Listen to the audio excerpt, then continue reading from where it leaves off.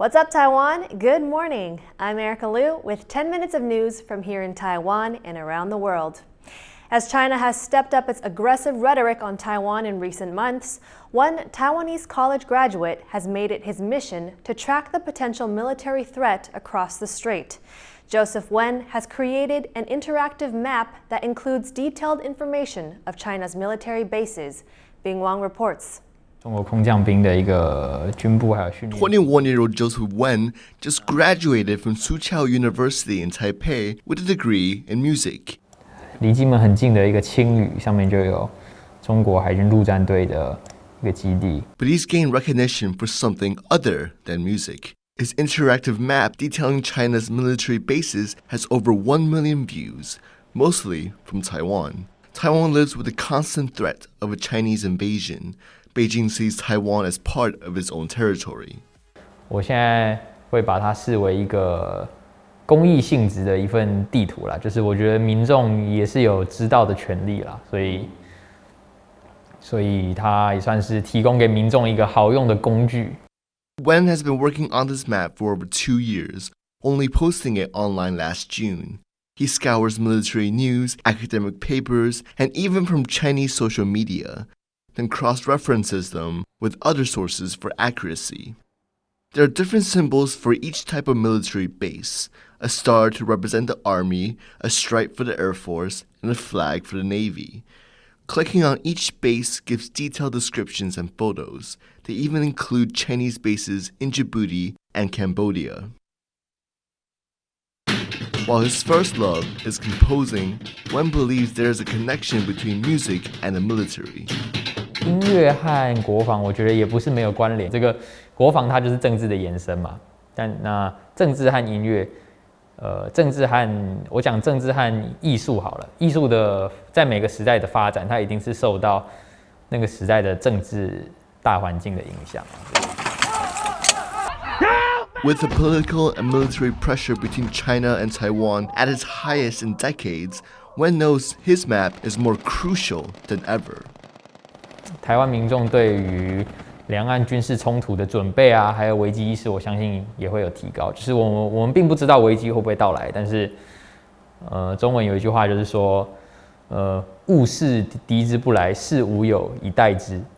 Wen does not have military ambitions and will continue pursuing music, hoping to get a master's degree in 2 years. But he will continue to compile information and build his map out of a sense of patriotic duty. James Rayner and Bing Wang for TaiwanPlus. The Paiwan people, Taiwan's second largest indigenous group, are establishing their own national assembly. Our reporter Rick Liu went to Pingdong County, southern Taiwan, to find out more. Taiwan marked its first Indigenous Peoples Day on August 1st, 2016, and now, 6 years later, one of the country's largest indigenous groups is convening its first National Assembly. There are about 100,000 Paiwan people, and the majority of them are here in the southern parts of the country. And, like most of the nation's 600,000 indigenous population, for decades they faced discrimination and ill treatment. This assembly will act as a mini legislature, making decisions on issues of land, law and economy, and working to protect traditional culture and rights. Its representatives will be elected and sworn in. The new parliament is set to be the largest of its kind in Taiwan, and only possible after a 2018 law gave indigenous people more control over their own affairs. People from across Taiwan are gathering in this rural village in the southwest of the country. They hope this new body can bring justice after decades of repression and push for greater autonomy of their lands and people. Rick Liu in Nansha Village, Pingdong County, for TaiwanPlus.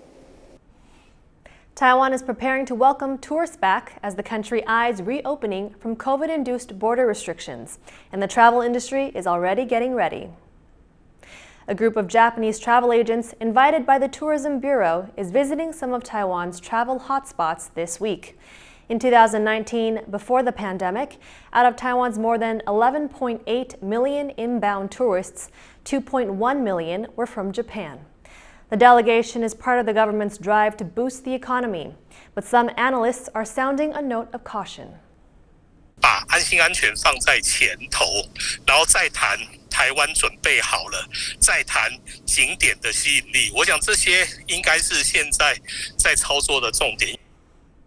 Police in the central city of Taichung have released more than a dozen people suspected of defacing an outdoor art space. As Jean Van Trieste reports, the case has created a rift between the site's creator and the people whose job it was to preserve his work. It took a decade to create Taichung's Rainbow Village, but just one evening to ruin it. Footage shows a team painting over the art space's murals, covering pieces that attract 2 million visitors a year. These weren't vandals. They work for the company charged with protecting the artwork. The artist behind the project says he's devastated. 98-year-old Huang Yongfu was a soldier before retiring to a veterans village. The village was to be torn down, so in 2008, with no training, he picked up a brush and covered the village's buildings in bright designs. Some students discovered the art. It went viral, stopping the demolition and earning Huang the nickname Rainbow Grandpa. Rainbow Creative Company managed the site. It sent artists to study with Rainbow Grandpa and help him complete his vision. The company claims up to 90% of the murals are the work of its art team. Rainbow Creative became unhappy when the city announced 6 months of work to reinforce the site's buildings, meaning 6 months of lost revenue. Company head Wei Biren says the pieces it destroyed in protest were the work of its artists. 我就跟你们保证，没有一个是爷爷画的。你明着要把我们的版权的东西你要拿走，把我们轰出去。你们好好的对待我们，没功劳也有苦劳。我们把彩虹村弄到这个样子，谁来帮助过我们？ Prosecutors are investigating, and the city says it will sue. But Rainbow Grandpa says it's too late for his vision. 一辈子了嘛，创作我没有，还是为爱大而大。 A place that made its name after being spared demolition now once again faces an uncertain future. Kama Xu and John Van Trieste for TaiwanPlus. The traditional Ghost Month has begun in Taiwan. It's a time when the spirits are said to walk among us. And Tainan Art Museum is giving daring visitors the opportunity to experience the supernatural for themselves. Sandy Chi was there for a closer look. Have you ever seen a museum full of zombies? Here I am at Tainan Art Museum with zombies, ghosts, all from Asia surrounding me. They're here for the exhibition, but even more, they are a part of it. This is a special exhibition that gives us a deeper glimpse into the unknown world. On display are traditional artifacts, artworks, and pop culture about the afterlife in different Asian cultures. But what really makes this exhibition unique is that it's staying open until midnight on 3 Saturdays during Ghost Month, attracting some very unusual visitors. People in Taiwan are traditionally very cautious during this month, worried that they will anger the ghosts that are wandering the earth. But these guests are not afraid. I am very excited because I know the show very special. So I want to know about Asia ghost. So today I come here. And some even came fully prepared. 我今天扮演的是鬼新娘。其实我觉得就是地方活动，然后就是蛮有特色的，而且又有刚好有僵尸。 In addition to dressing up, there's another spooky activity underway at the museum. These Asian zombies, they don't walk, they don't fly, they hop. They're actually participating in a hopping competition, just one of the many events for the visitors to enjoy. It's safe to say that this night at the museum is like no other. And these visitors are proof that Taiwanese are slowly starting to learn to love their yearly encounter with the supernatural.